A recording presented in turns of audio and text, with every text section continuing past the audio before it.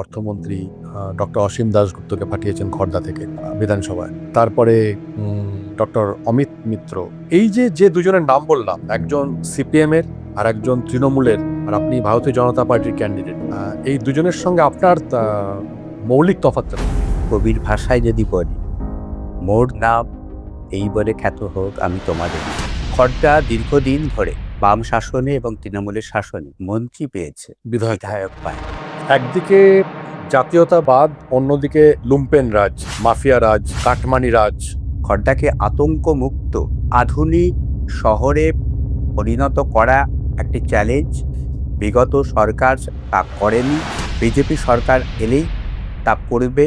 বাংলায় একটা প্রবাদ প্রতীক বাক্য আছে মঙ্গল কাব্যের বিশেষ লাইন, আমার সন্তান যেন থাকে দুধে ভাতে। তো দুধে ভাতে থাকতে গেলে চাকরি করতে হয়, কর্মসংস্থান দরকার। রুটি, কাপড়া और मकान, শিল্পের শ্মশান। মাতৃশক্তি তারা সিদ্ধান্ত নিয়েই ফেলেছেন। অপদার্থ সরকারকে, এই কাটমানি সরকারকে, এই দুর্নীতি সরকারকে তারা বুঝে ফেলে দেবে। 26-এর নির্বাচন মমতা বন্দ্যোপাধ্যায়ের বিসর্জন।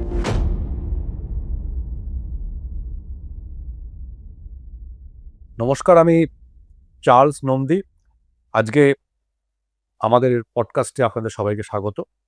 আজকের পডকাস্টে আমরা পেয়েছি খড়দার ভারতীয় জনতা পার্টির ক্যান্ডিডেট, একজন অধ্যাপক, কল্যাণী বিধানচন্দ্র কৃষি বিশ্ববিদ্যালয়ের একজন অধ্যাপক, কৃষি বিজ্ঞানী, ডক্টর কল্যাণ চক্রবর্তীকে।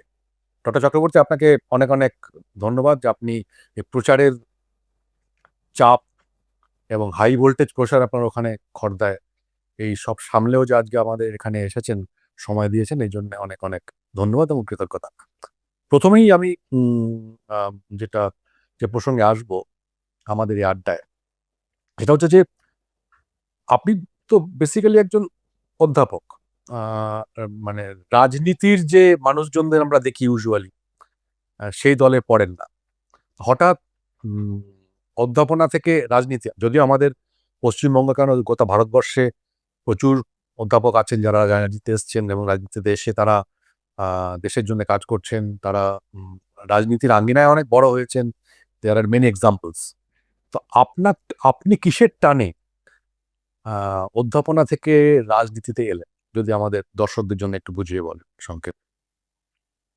আমি মনে করি কৃষি বিজ্ঞানী হিসাবে, কৃষি সম্প্রসারণ কর্মী হিসাবে মাঠের সঙ্গে যুক্ত। একইভাবে রাজনীতিতে যারা আছেন তারাও মেঠো মানুষ। ফলে আমার মনে হয় কৃষি সম্প্রসারণবিদ আর রাজনীতিবিদ দুজনেই মেঠো মানুষ। অতএব মাঠেই ছিলাম, পথেই ছিলাম। শুধুমাত্র একটা নামের পরিবর্তন হয়তো হয়েছে, সংস্থাগত পরিবর্তন হয়েছে। আমি নিজেকে কৃষকের বন্ধু, মাঠের বন্ধু বলে মনে করি, কৃষক বন্ধু, স্বচ্ছন্দ বোধ করি পরিচয় দিতে। আপনি রামকৃষ্ণ মিশনের জহরা রামকৃষ্ণ মিশন বালক আশ্রমের আমি প্রাক্তনী। আবাসিক। হ্যাঁ, ওখানে আমি অনাথ আশ্রমে থেকে পড়াশোনা করেছি। আশ্রমিক জীবন আমার ছিল। বাইরে থেকেও অনেকে পড়াশোনা করেছেন, তবে আমি ভেতরে থেকে যথার্থ ব্রহ্মচর্য যেভাবে আশ্রম জীবনে অনুসরণ করা হয়, সেরকম জীবন চর্যার মধ্যেই আমি বড় হয়েছি। এছাড়াও আপনি তো সংঘের সঙ্গেও বহুদিন থেকে যুক্ত। আমার সঙ্গে সঙ্গে সংঘায়ু কতদিন আপনার? আমি যখন ক্লাস 6-এ পড়ি, বহরমপুরে আমার পিস্তত খুড়তো ভাইদের সঙ্গে সেখানে শাখার মাঠে পুজোর ছুটিতে, গ্রীষ্মের ছুটিতে, শীতের ছুটিতে যেতাম। সেখান থেকেই আমার প্রথম সংঘের সঙ্গে সম্পৃক্ততা, আমার যোগাযোগ গড়ে ওঠে। পরবর্তী সময়ে আমি সংঘের নানান দায়িত্ব পালন করেছি। স্বস্তিকায় যে সাপ্তাহিক পত্রিকা, তার সম্পাদক মণ্ডলীর মধ্যেও আছি, নিয়মিত লিখেছি, কাজ করেছি। ভারতীয় কিষাণ সংঘে কাজ করেছি, ABRSM শিক্ষক সংগঠনে, এছাড়াও সংস্কার ভারতী, স্বদেশী জাগরণ মঞ্চ, আরও নানান সংগঠন। তো যেটা আমাদের প্রথমেই আমার জানতে ইচ্ছে করছে, যে প্রসঙ্গে আমার মনে হচ্ছে আমরা আলোচনাটা একটু অন্যদিকে নিয়ে যাই এবারে, সেটা হচ্ছে যে আহ, খড়দা একটা এমন বিধানসভা যেখান থেকে আমরা দেখেছি যে পশ্চিমবঙ্গের রাজনীতির অনেক স্টলওয়ার্ডসদের খড়দার মানুষ বিধানসভায় পাঠিয়েছে। যেমন প্রাক্তন অর্থমন্ত্রী ডক্টর অসীম দাশগুপ্তকে পাঠিয়েছেন খড়দা থেকে বিধানসভায়। তারপরে ডক্টর অমিত মিত্র, তাকেও আমরা খড়দার মানুষ অ্যাসেম্বলিতে পাঠিয়েছেন, এবং এরা সবাই মন্ত্রী হয়েছেন, অর্থমন্ত্রী হয়েছেন। তো খড়দার একটা ঐতিহ্য আছে। খড়দার মানুষ এবার আপনাকে পেয়েছেন, একজন অধ্যাপক, শিক্ষা জগতের মানুষ আগের মতোই যারা ছিলেন। আপনি একজন কৃষি বিজ্ঞানী অধ্যাপক। তো এই যে যে দুজনের নাম বললাম, একজন সিপিএম এর আর একজন তৃণমূলের, আর আপনি ভারতীয় জনতা পার্টির ক্যান্ডিডেট, এই দুজনের সঙ্গে আপনার মৌলিক তফাৎটা কোথায়? আমি যা মনে করি, কবির ভাষায় যদি বলি, মোর নাম এই বলে খ্যাত হোক আমি তোমাদেরই লোক। আচ্ছা। আমি খড়দায় মানুষ হয়েছি, জন্ম আমার খড়দায়, ওখানেই আমার পড়াশোনা, ওখানেই দীর্ঘদিন থাকা, ওখানকারই ভোটার আমি যেটা দেখেছি, খড়দা দীর্ঘদিন ধরে বাম শাসনে এবং তৃণমূলের শাসনে মন্ত্রী পেয়েছে, বিধায়ক পায়নি। মানে ওরা ছিলেন বহিরাগত, আপনি হচ্ছেন ভূমিপুত্র, যদি ব্যাপারটা এভাবে দেখি। সেটা আপনি খড়দার মানুষ যেভাবে 87-এর পর থেকেই প্রথম একজন ভূমিপুত্রকে পেল। আমার মনে হয় সে কারণেই সারা বেশি পাচ্ছি। সারা বেশি পাচ্ছেন, তার কারণ সকলেই প্রায় আমার পরিচিত, এখানেই যাচ্ছি, পাড়ার লোকজন, বুকে বাজার জড়িয়ে করতে গিয়ে দেখা ধরছেন, হচ্ছে, বুকে জড়িয়ে ধরছেন, হাত মেলাচ্ছেন। রিক্সাওয়ালারা আপনাকে চেনে, হ্যাঁ, অটোওয়ালারা আপনাকে চেনে, সেটাই। মুদি দোকানওয়ালাও চেনে, পাড়ার মাছ যে বিক্রি করে সেও আপনাকে চেনে।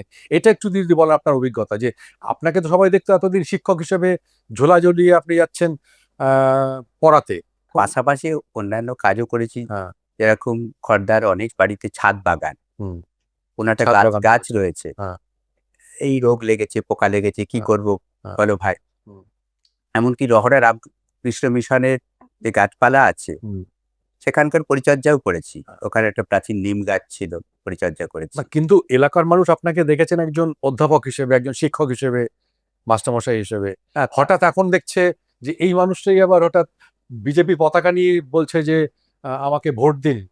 হ্যাঁ, এই বিষয়টাকে তারা কিভাবে রিয়াক্ট করছেন? না, মানে বিষয় হচ্ছে একটা মতাদর্শের লড়াই। হুম, আমি যখন খড়দাতে সাহিত্যিক চর্চা করছি, সাংস্কৃতিক চর্চা করছি, শিল্প জগতের চর্চা করছি, হুম, সবসময় কিন্তু একটা ভারত বোধ হুম, কাজ করেছে আমার লেখার মধ্যে, আমার বক্তব্যের মধ্যে।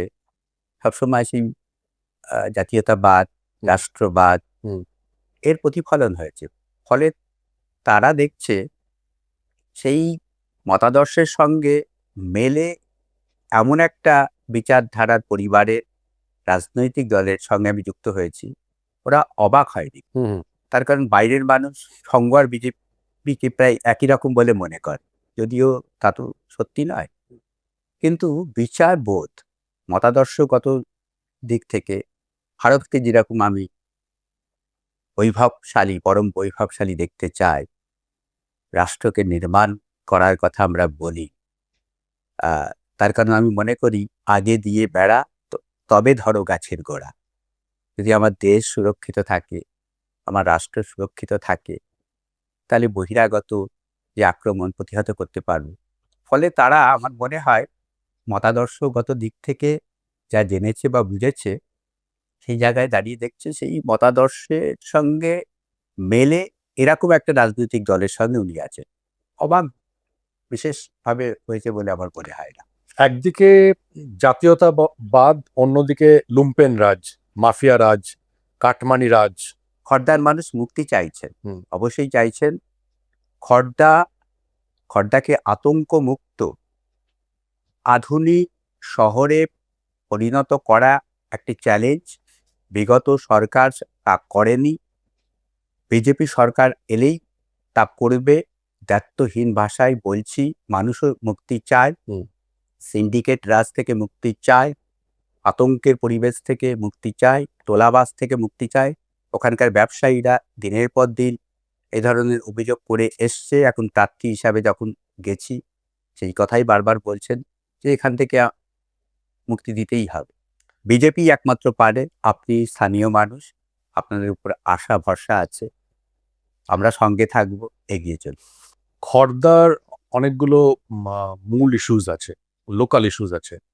তার মধ্যে ধরুন খড়দা স্টেশন রোড সংলগ্ন যে এলাকাটা, আপনি জিততে পারলে পরে এইখানে স্টেশন রোডের এক নম্বরে রাখবো, এক নম্বর ফার্স্ট প্রায়োরিটি। ফ্লাইওভার তো প্রয়োজন আছে মনে হয় ওখানে। খড়দার মানুষের অফিস টাইমে যে যন্ত্রণা, যানজট, এবং সেই সময় কোনো পেশেন্ট থাকলে তাকে পৌঁছে দেওয়ার যে ব্যাপার, এটা দীর্ঘদিন, এটা বিগত সরকার কেন করেনি, ঠিক কি যে তার কারণ আমি তো বুঝতে পারি না। আমার মনে হয় প্রথমে এই কাজটিই করতে হবে। একেবারে বিটি রোড থেকে শুরু করে রহরা বাজার পর্যন্ত ওরালপুল, এবং সেটা কিভাবে করা সম্ভব, স্থানীয় মানুষের, ব্যবসায়ীদের যাতে কোনোভাবে ক্ষতি না হয়, ব্যবসার ক্ষতি না হয়, এটাও আমাকে মাথায় রাখতে হবে। তবে এটা একটা দীর্ঘমেয়াদী পরিকল্পনা। এই কাজটি আমি স্থানীয় মানুষের সঙ্গে কথা বলেই করতে চাই। তাদের দাবি, তাদের ইচ্ছে, এবার তার রূপায়ণের বিষয়টা আমাকে পার্টিসিপেটরি মোডে তাদের অংশগ্রহণ করিয়ে করতে হবে। এছাড়াও ওখানে হাসপাতালের একটা তো বড় সমস্যা আছে। আরও রাস্তা করা দরকার বলে আমার মনে হয়। সেটি হচ্ছে গঙ্গার পাড় থেকে একটি খাল খড়দার রহরার মধ্যে দিয়ে গিয়ে গ্রামীণ এলাকাতে চলে গেছে। খালটা তো সংস্কার হয়নি, মানে ওই সংস্কার হয়নি বলেই তো এখানে জল যন্ত্রণা, বর্ষার সময় জল, এই যে কালো বৈশাখী ঝড় হলো, নানান জায়গাতে জল খারাপ জমে অবস্থা। আছে। তো এই নাগরিক তো যে পরিষেবা যথার্থভাবে খড়দার মানুষ পায়নি, পাচ্ছে না। তো এই রাস্তা, এইটাকে কেন্দ্র করে একটি রাস্তা হতে পারে। আরেকটি হচ্ছে খড়দা এবং টিটাগড়ের মাঝখানে টাটা গেট থেকে একটি বিটি রোড হয়ে একটি রাস্তা, রেল লাইন পেরিয়ে, ধাপার মাঠ পেরিয়ে চৌধুরী মোড় পর্যন্ত যদি যায়, তাহলে এই তিনটে যদি রাস্তা হয়, তাহলে খড়দার এই সমস্যা থাকবেই না। আর আপনি যেটা বলছিলেন যে স্বাস্থ্যের যে ব্যাপারটা, স্থানীয় যে বলরাম হাসপাতাল আছে, সেটি সামান্য কয়েকটা রোগের চিকিৎসা হয় মাত্র। মানুষ এখানে যাওয়ার কথা ভাবতেও পারেন না।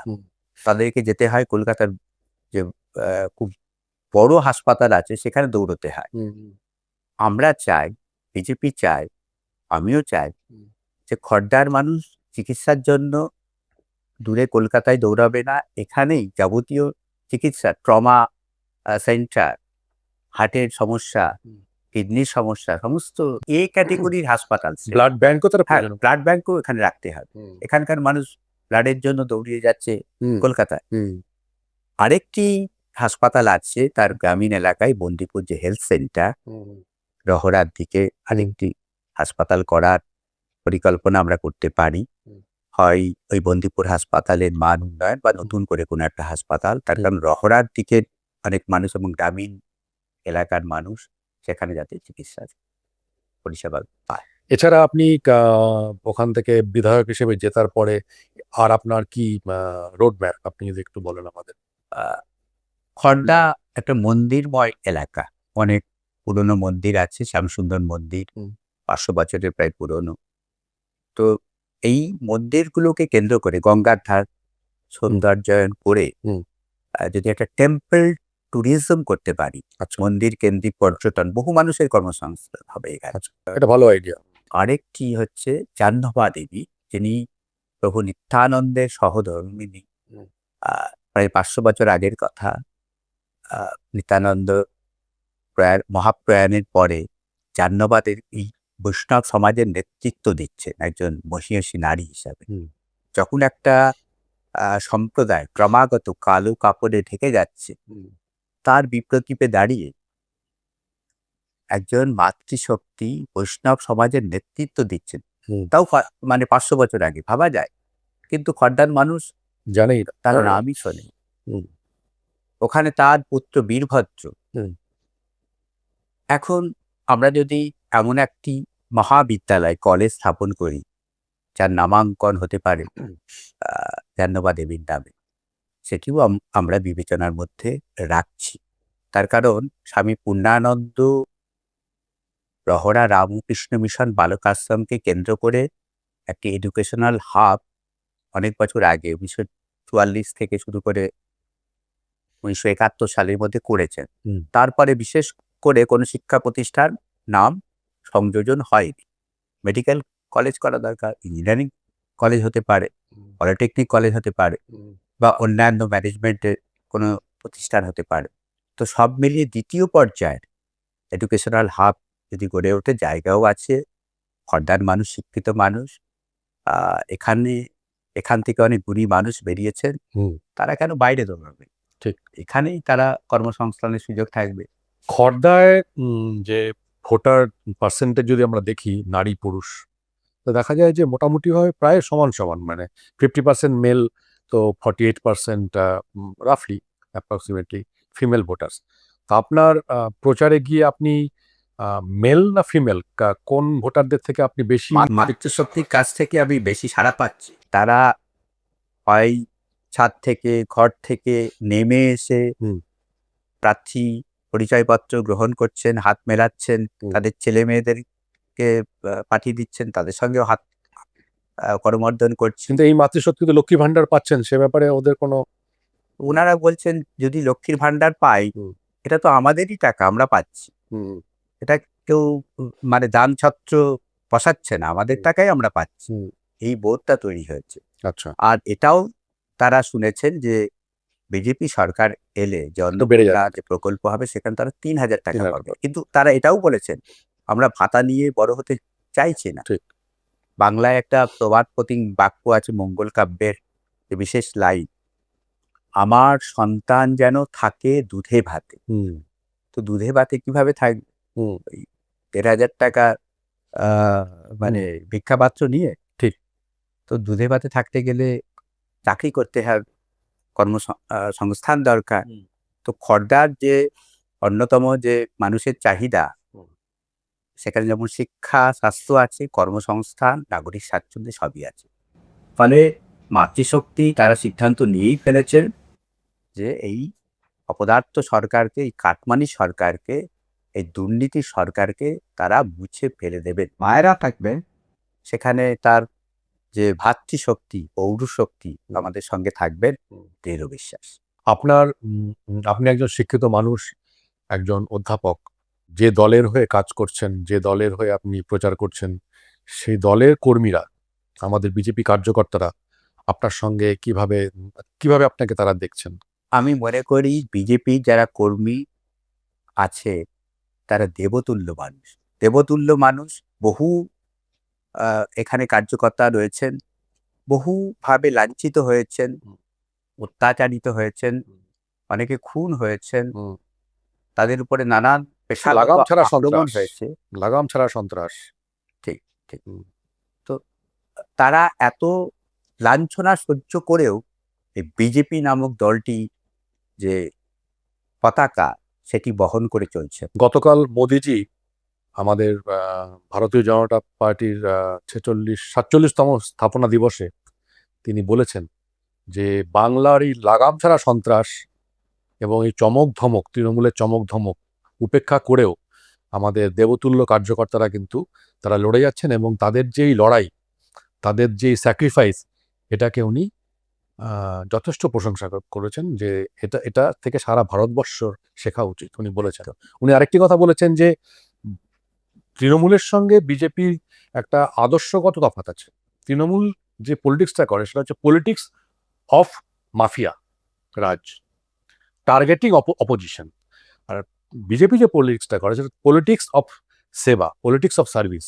আমরা মনে করি যে পলিটিক্সের মাধ্যমে মানুষের সেবা করতে এসেছে, সেবাই ধর্ম। যার জন্য আপনি জানেন যে মোদিজির যে জন্মদিন 17ই সেপ্টেম্বর, প্রত্যেক 17ই সেপ্টেম্বর থেকে আমরা 2 অক্টোবর পর্যন্ত 15 দিন আমরা সেবা পক্ষকাল পালন করি।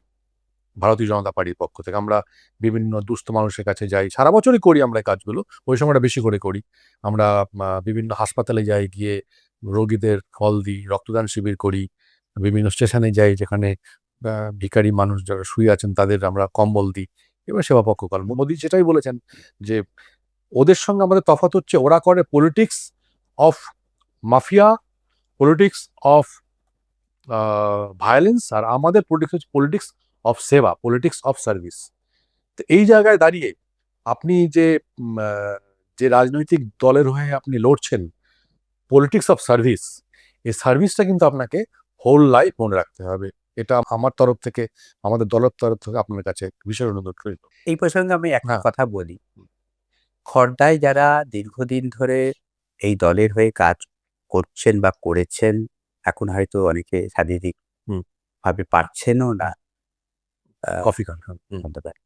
তো আমি আগ্রহ করেছি যে ইনাদের অবদান প্রায় ৩ দশক ৪ দশক, সেটা বটে, যারা তাদের অবদান নিয়ে পুরোনো একটা রাজনৈতিক ইতিহাস খড়দহে, আমি প্রথমে মাইক্রো লেভেল থেকে শুরু করব। খড়দহে ভারতীয় জনতা পার্টির কার্যকর্তাদের যে ইতিহাস, ইতিবৃত্ত, বিজেপির রাজনৈতিক ইতিহাস, সেটি আমি সংগ্রহ করতে শুরু করেছি। তারা না থাকলে তো আমি কি করে দলটা করতে হ্যাঁ। পারতাম? তাদের সাজানো বাগানেই তো আজ আমরা ফুটে উঠছি। তারা ছিল বলেই তো আজকে দলটা একদম 39% ভোট পায়।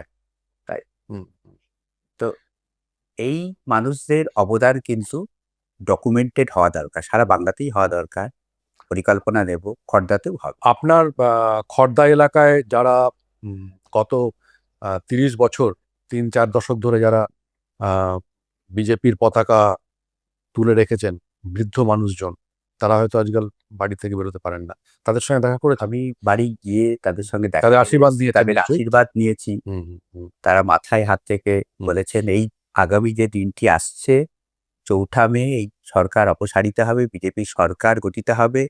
এই দিনটি দেখবার জন্য আমরা বছরের পর বছর দশকের পর দশক 26-এর অপেক্ষা করেছি। 26-এর নির্বাচন, মমতা বন্দ্যোপাধ্যায়ের বিসর্জন। এবারে আমরা আসি এই বিসর্জনের কথায়।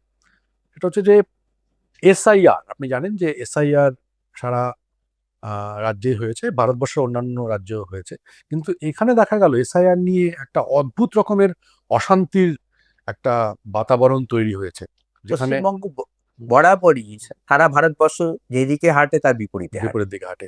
তো এই এসআইআর নিয়ে আপনার যে এলাকা খর্দাতে এসআইআর নিয়ে কতজন, এসআইআর এর জন্য কতজনের নাম বাদগাড়ি ভুতুরে ভোটার বা তো খর্দার মানুষ এটা বুঝতে পারছেন। তাদের কি রিয়াকশন? হ্যাঁ, রিয়াকশন শুনুন।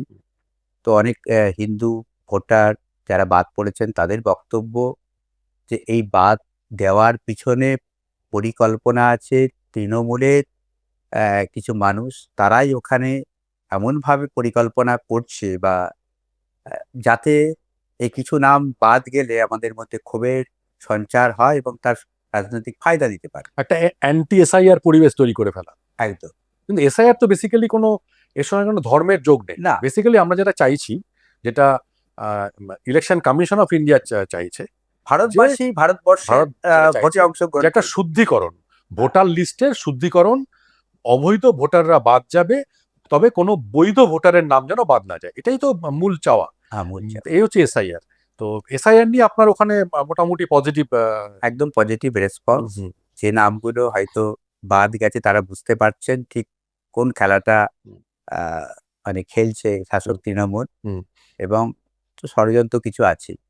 তার পাশাপাশি এটাও বুঝতে পারছেন যে বিজেপি সরকার চাইছে যে যারা এখানকার বাসিন্দা এবং হিন্দু ভোটার, বৈধ ভোটার, তাদের নাম কোনোভাবেই আগামী দিনে বাদ যাবে না, তারা দেশেই থাকবেন। ভয় দেখানো হচ্ছে নানানভাবে, তো তাতে তারা ভীত হচ্ছেন না, তারা বার্তা দিচ্ছেন আমরা বুঝতে পারছি কোথায় কি খেলা হচ্ছে, আমরা এই সরকারের কাছেই আছি, এটি শুদ্ধিকরণ দরকার। আমরা চাই যে ভারতবাসী যেন ভারতবর্ষের ভোটে অংশগ্রহণ করতে পারে। ঠিক বলেছেন, ভালো কথা বলেছেন। এবার একটা অন্য প্রসঙ্গে আসি, সেটা হচ্ছে দেখুন, যেটা আমরা লক্ষ্য করছি যে মমতা ব্যানার্জি তিনি খুব স্ট্র্যাটেজিক্যালি পশ্চিমবঙ্গের যে মেন ইস্যু এগুলোর মধ্যে উনি ঢুকছেন না, যতগুলো উনি জনসভায় বক্তৃতা রাখছেন। উনি এসআইআর, ইলেকশন কমিশন, অফিসার বদলি এসবের মধ্যে চলে যাচ্ছেন। ধরি মাছ নাচুই পারি। তো এবারে কিন্তু আমাদের যেখানে ইস্যুস গুলো, যেগুলো রুটি কাপড়া আর মাকান, শিল্পের শ্মশান, যে পশ্চিমবঙ্গ স্বাধীনতার সময় আমরা ইন্ডাস্ট্রিয়াল প্রোডাকশনে ছিলাম দ্বিতীয় স্থানে, আজকে সেখানে থেকে দেখা যাচ্ছে যে গত 11-12 বছরে প্রায় 8,000 লিস্টেড এবং আনলিস্টেড কোম্পানিজ তারা এখানে লসে রান করছিল বলে তারা পশ্চিমবঙ্গ ছেড়ে অন্য রাজ্যে চলে গিয়েছে। এ বিষয়ে আপনার মাফিয়া রাজের মানে প্রশাসনে কি করে কোনো কোম্পানি, কোনো ফ্যাক্টরি চলতে পারে? দেখুন, আমি কয়েকটা পরিসংখ্যান বলছি। শিল্পের শ্মশানের কথা বলছিলেন না? 6,688টি কোম্পানি পালিয়ে গেছে। 18,450টা ক্ষুদ্র ও মাঝারি শিল্পের ঝাপ বন্ধ হয়েছে। এবং এখানে শিল্পের কাজ করতে গেলে, এখানে ব্যবসা করতে গেলে সবসময় কাটমানি দিতে হয়। একটা সিন্ডিকেট রাজ আছে, তাদের কাছ থেকে জিনিসপত্র কিনতে হয়, বেশি দামে তারা বিক্রি করবে। তারা যা বলবে সেইভাবেই শিল্প যদি চলে তাহলে লসে রান করবে।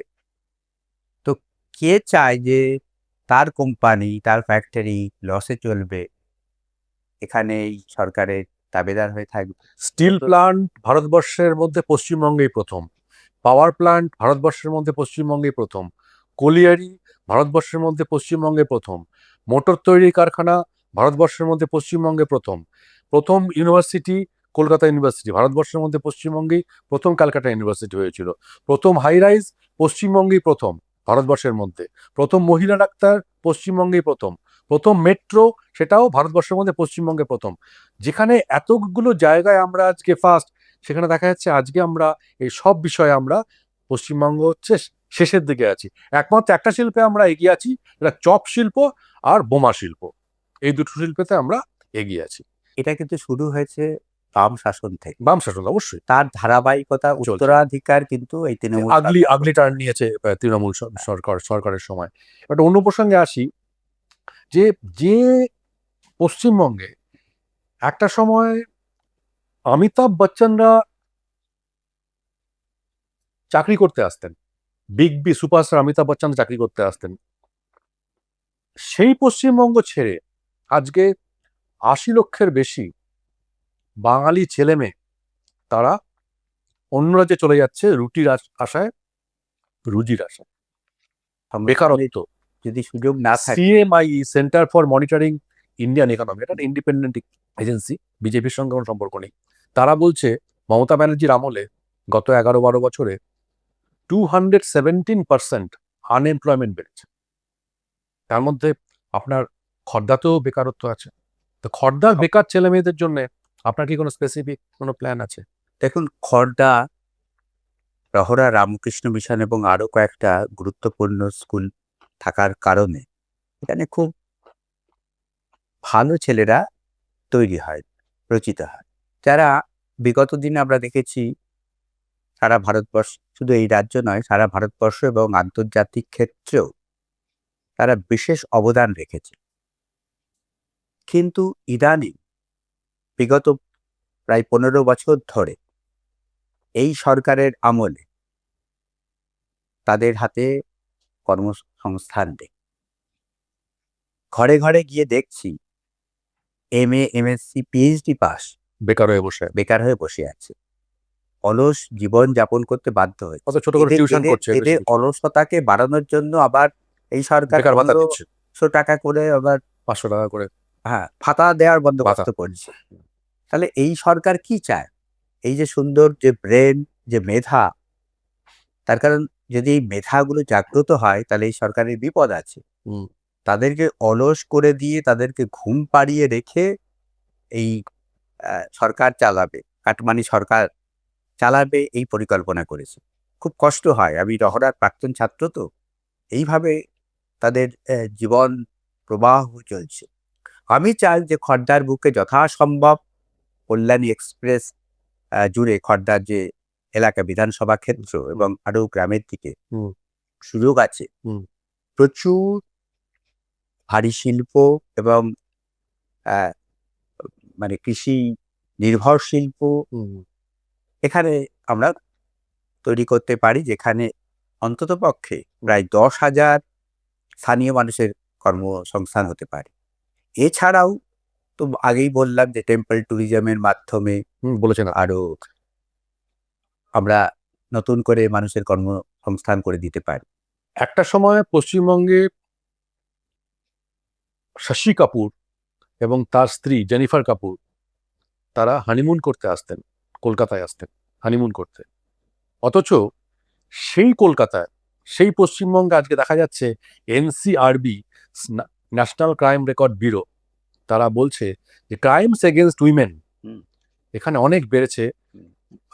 রিপোর্টেড হয়েছে ইতিমধ্যেই প্রায় 35,000 ক্রাইমস এগেনস্ট উইমেন রিপোর্টেড হয়েছে। এখানে কসবা ল কলেজে সেই ছাত্রীকে রেপ করে দেয় তার টিএমসি নেতা, সে কলেজের ছাত্র। এখানে আরজিকর রেপ হয়। এখানে কামদুনিতে রেপের পরে মহিলা মুখ্যমন্ত্রী মমতা ব্যানার্জি বলেন যে শরীর থাকলে যেমন একটু আধটু জ্বর টর হয়, তেমনি রেপ টেপ হতে পারে। আমরা আশা করতে পারি একজন মহিলা মুখ্যমন্ত্রী হয়ে এইভাবে নারী নির্যাতনের কথা। আমি যে একটা পরিসংখ্যান বলছি, যেমন শুধু 2023 সালে মহিলাদের বিরুদ্ধে 34,738টি অপরাধের ঘটনা ঘটেছে। তো যে রাজ্যের মুখ্যমন্ত্রী একজন মহিলা, সেখানে মহিলাদের উপরে এই নির্যাতন অভূতপূর্ব। সারা বিশ্বে এরকম কোনো উদাহরণ নেই। আমরা চাই যে বিজেপি সরকার এলে কর্মক্ষেত্রে নারীর সুরক্ষা থাকবে এবং মুখ্যমন্ত্রী বলছেন যে মহিলাদের তো রাত 8টার মধ্যে ঘরে ঢোকার উচিত। এটা কোনো মানে মডার্ন কনসেপ্ট হলো, কথা হলো? মহিলারা তাদের কাজে যাবে, কাজ থেকে ফিরবে এবং যাতে রাত্রি 1টা 2টো 2:30 3টে যাই হোক না কেন, যখনই পথে থাকুক না কেন, তারা সেফে থাকবেন, তারা নিরাপত্তা পাবেন, এরকম রাজ্য নির্মাণ করতে হবে। পশ্চিমবঙ্গ আগামী দিনে বিজেপির শাসনে আসলে অন্যান্য বিজেপি শাসিত রাজ্যে যে নিদর্শন পাওয়া যায়, সেখানে যেরকম নারীর মর্যাদা আছে, নিরাপত্তা আছে, পশ্চিমবঙ্গে একই রকম পরিবেশ তৈরি হবে, শুধু সময়ের অপেক্ষা। এছাড়াও যেটা লক্ষ্য করছি যে পলিটিক্স অফ অ্যাপিসমেন্ট, হ্যাঁ, তোষণ তো আছেই। মুখ্যমন্ত্রী এখানে মুসলিম ভোট ব্যাংকের দোকান খুলে বসেছেন। এদের যে সংখ্যালঘু ভোটার, এদের মুখ্যমন্ত্রী ভোটার করে রেখেছেন, নাগরিক হতে দেননি। মুখ্যমন্ত্রী রিসেন্টলি ধর্মতলার একটি সভা থেকে উনি বলছেন যে একটি সম্প্রদায়, মানে যে সম্প্রদায়ের ভোটে উনি আছেন ক্ষমতায়, একটি সম্প্রদায় যদি একজোট হয়, যদি জোট বাঁধে না, তাহলে আরেকটি সম্প্রদায়কে শেষ করতে 1 সেকেন্ড লাগবে। এই যে একটা ভয়ঙ্কর রকমের ভেদাভেদের রাজনীতি, ধর্মীয় ভেদাভেদের রাজনীতি, উস্কানিমূলক কথাবার্তা এবং সমাজের ধর্মের ভিত্তিতে সমাজকে দুভাগ করা, এটা তো নিশ্চয়ই আপনি খর্দা তো ফেস করে রেখেছ। ভোটার করে মানুষ করো, তার মানে হচ্ছে কেবলমাত্র তাদের কাছ থেকে ভোট চায়, তাদের উন্নতি চায় না। তো খড়দার যে গ্রামীণ এলাকা, যেখানে সংখ্যালঘু সম্প্রদায়ের বসবাস, ওখানে কি উন্নতি হয়েছে আপনি গিয়ে দেখতে পারেন। বাসস্থান নেই, চিকিৎসা ব্যবস্থা নেই, শিক্ষায় পিছিয়ে, খুব আনহাইজিনিক একটা জায়গায় ওরা বাস করে। তো ভাবা যায় না কোনো মানুষ থাকতে পারে। চেষ্টা করবো বিজেপি সরকার এলে সবকা সাথ সবকা বিকাশ হবে, মুসলিমদেরও অর্থনৈতিক উন্নতি হবে, তারাও মানুষের মতো বাঁচতে পারে। সমাজের শেষ প্রান্তে যে মানুষটি বসে আছে তাদের কাছে পৌঁছতে হবে, প্রান্তবাসী মানুষের কাছে আমাদের পৌঁছতে হবে। বিজেপি কখনো ভেদাভেদের রাজনীতি করে না। তো তাদের কাছে ভুল যারা বোঝাচ্ছে এই সরকার, যে বিজেপি সরকার আসলে তাদের সকলকে তাড়িয়ে দেবে, তাদের উপর অত্যাচার করা হবে, এই যে ভুল যে কনসেপ্ট, সেটি ভাঙানোর দরকার আছে। আমি বিশ্বাস করি এখন শুভবুদ্ধি সম্পন্ন মানুষ রহরাকদ্দার মানুষ, তারাও স্থানীয় যারা সংখ্যালঘু মানুষ তাদেরকে বোঝানোর চেষ্টা করছে, অন্যান্য রাজ্যের উদাহরণ দেওয়ার চেষ্টা করছে কোন রাজ্যে এরকম ধরনের সমস্যা তৈরি হয়েছে।